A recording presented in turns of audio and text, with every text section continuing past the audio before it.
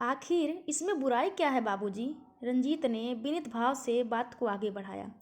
पूछते हो बुराई क्या है? अरे तुम्हारा तो यह फैसला ही बेहुदा है। अस्पतालों के दरवाजे क्या बंद हो गए हैं जो तुमने अनाथालय का रुख कर लिया है? और मैं तो कहता हूँ कि यदि इलाज करने से डॉक्टर हार जाए तब भी अनाथालय से बच्चा गोद लेना किसी भी नज़रिए से जायज़ नहीं है। न जाने किस किस के पापों के नतीजे पलते हैं वहाँ पर, जिनकी न जाति का पता न कुल का पता। बाबूजी, यह आप क्या कह रहे हैं?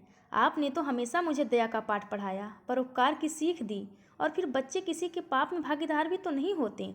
इस संसार में जन्म लेना किसी जीव के हाथों में है। पाप ही तो कहते हैं कि जीवन मरण सब विधि के हाथों होता है। यह इंसान के बस की बात नहीं है। तो फिर वह मासूम किस दशा में पापी हुए? इस संसार में आना तो उनका दोष नहीं है। अब नीति की बातें तुम मुझे सिखाओगे? कमल प्रसाद ने माथे पर बल डालकर प्रश्न किया। माना वे बच्चे निष्पाप हैं, पर उनके वंश और कुल के बारे में तुम क्या जानते हो? जवानी में जब बच्चे के खून का रंग सिर चढ़कर बोलेगा तब क्या करोगे? रक्त में बसे गुणसूत्र क्या अपना सर नहीं दिखाएंगे? बच्चे का अनाथालय में पहुंचना ही उनके माँ बाप की अनैतिक करतूतों का सबूत है। ऐसी संतान से तुम किसकी भविष्य की कामना कर रहे हो? बाबूजी, आपका भय व संदेह जायज़ है, पर बच्चे के व्यक्तित्व निर्माण में केवल खून के गुण नहीं, बल्कि पारिवारिक संस्कार ज़्यादा महत्वपूर्ण होते हैं। रंजीत बाबूजी को समझाने का भरसक प्रयास कर रहा था और बगल में खामोश बैठी मधु निराशा के गर्त में डूबती जा रही थी। मधु को संतान होने के बारे में डॉक्टरों को उम्मीद थी कि वह आधुनिक तकनीक से बच्चा प्राप्त कर सकती है, और रंजीत काफ़ी सोच विचार के बाद इस नतीजे पर पहुंचा था कि लाखों रुपए केवल इसलिए खर्च किए जाएं कि हम अपने जन्मे बच्चे के माँ बाप कहला सकें, यह तो केवल आत्मसंतुष्टि तक सोचने वाली बात होगी। इससे बेहतर है कि किसी अनाथ बच्चे को अपना कर यह पैसा उसके भविष्य पर लगा दें। इससे माँ बाप बनने का गौरव भी प्राप्त होगा, वह रुपए का सार्थक प्रयोग भी होगा। मधु, बस ज़रूरत केवल बच्चे को पूरे मन से अपनाने की है। फर्क वास्तव में खून का नहीं बल्कि अपनी नज़रों का होता है। रंजीत ने जिस दिन यह कहकर मधु को अपने मन के भाव से परिचित कराया था वह बेहद खुश हुई थी, और खुशी के मारे उसकी आंखों से आंसू बह निकले थे। पर अगले ही क्षण माँ और बाबूजी का ख्याल आते ही वह चुप हो गई थी।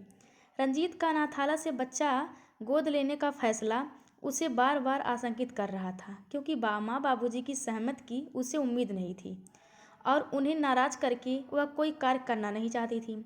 मधु ने रंजीत से कहा था, बाबूजी से पहले सलाह कर लो, उसके बाद ही हम इस कार्य को करेंगे।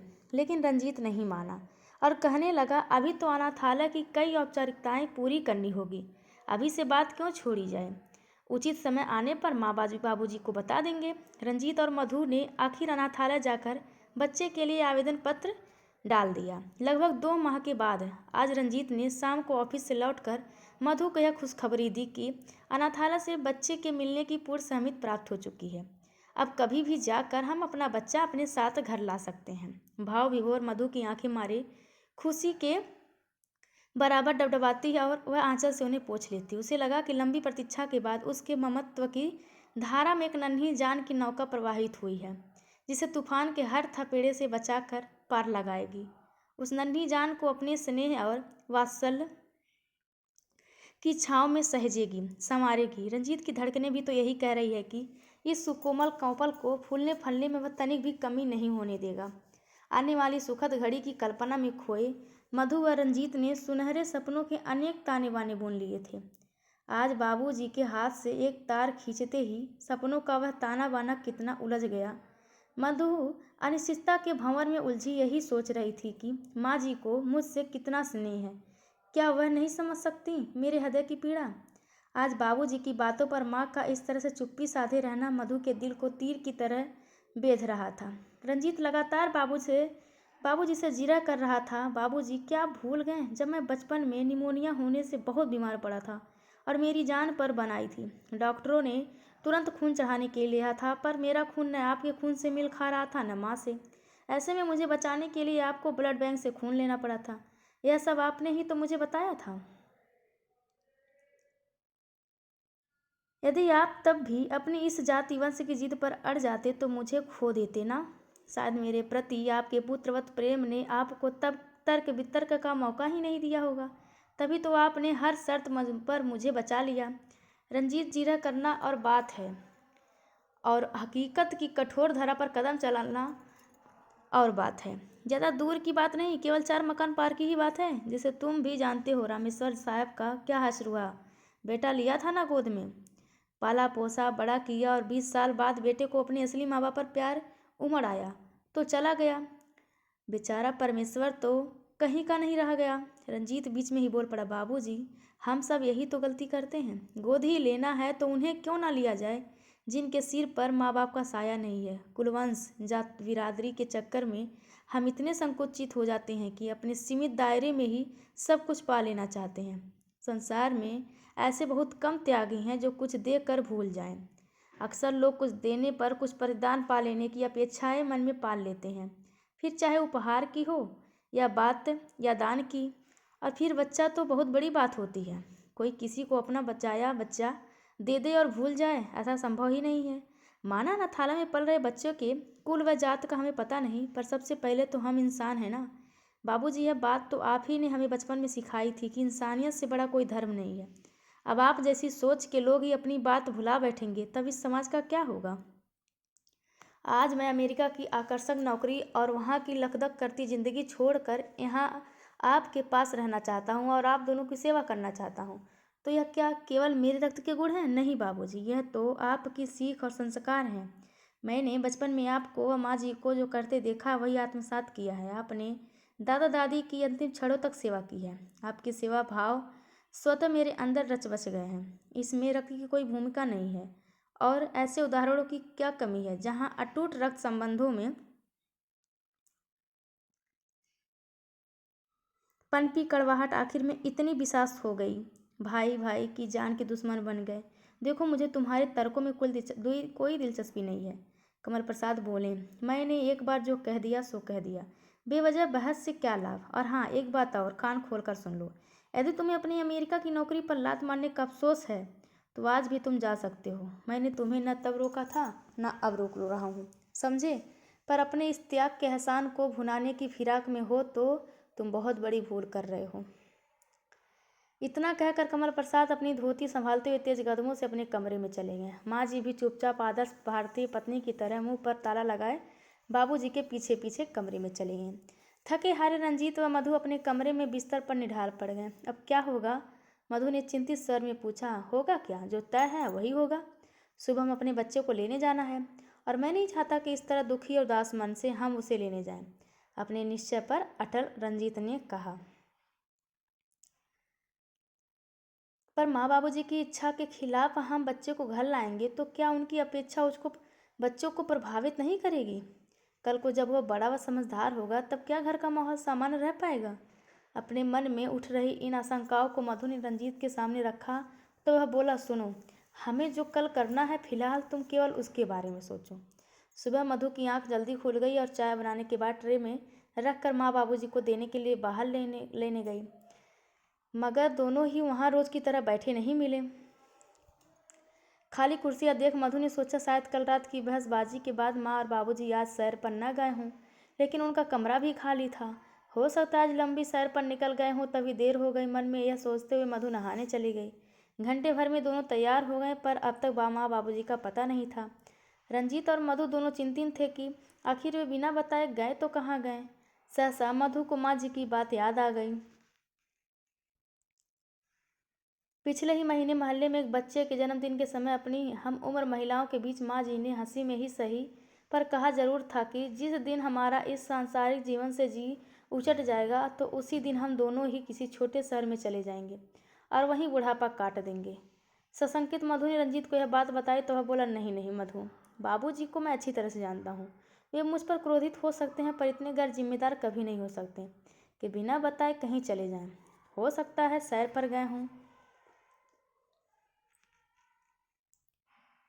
पर कोई परिचित मिल गया हो तो बैठ गए होंगे।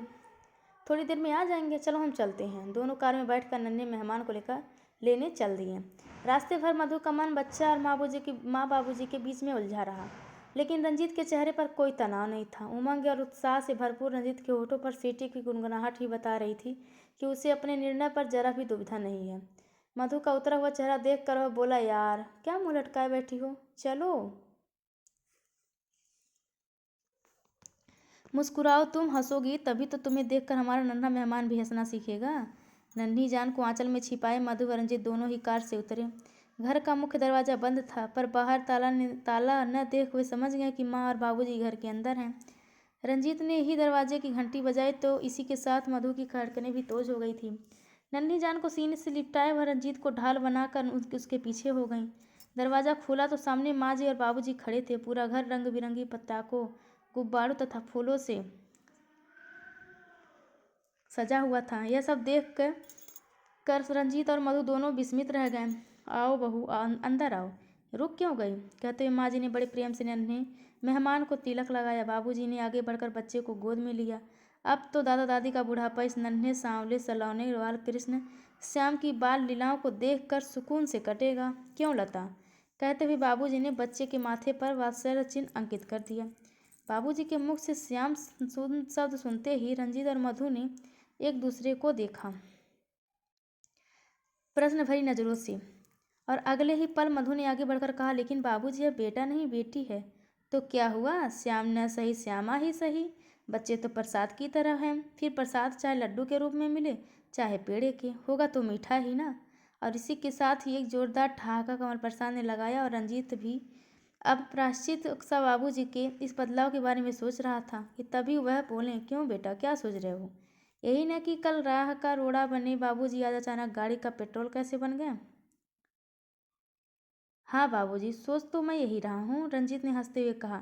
बेटा सच कहूँ तो आज मैंने बहुत बड़ी जीत हासिल की है।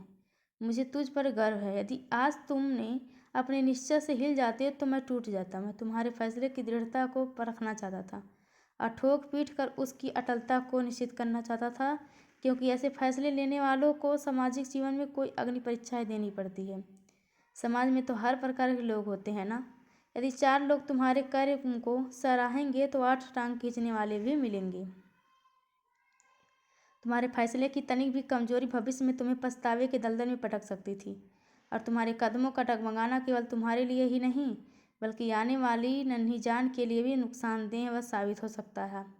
बस केवल इसीलिए मैं तुम्हें जांच रहा था। देखा मधु, मैंने बस कहा था ना तुमसे कि बाबू जैसे तो नहीं है। मेरा विश्वास गलत नहीं था। रंजीत ने कहा, बेटा तुम लोगों की खुशी में ही तो हमारी खुशी है, और तो मैं तुम्हारे बाबूजी के कहने पर चुप्पी साधे बैठी रही। इन्हीं परीक्षा जो लेनी थी तुम्हारी, मैं समझ सकती हूँ कि कल रात तुम लोगों ने किस तरह काटी होगी। इतना कहकर लता ने पास बैठी मधु को अपनी बाहों में भर लिया। वह तो ठीक है माँ जी, पर यह तो बताइए कि सुबह आप लोग कहाँ चले गए थे? मैं तो डर रही थी कि कहीं आप लोग हरिद्वार। अरे पगली, हम दोनों तो श्यामा के स्वागत की तैयारी करने गए थे। मधु की बातों को बीच में काटते हुए लता बोली, और अब तो हमारे चारों धाम यही और हैं, और श्यामा के आसपास सचमुच श्यामा के किलकारियों में चारों धाम सिमट आए थे, जिसकी धुन में पूरा परिवार मगन हो गया था।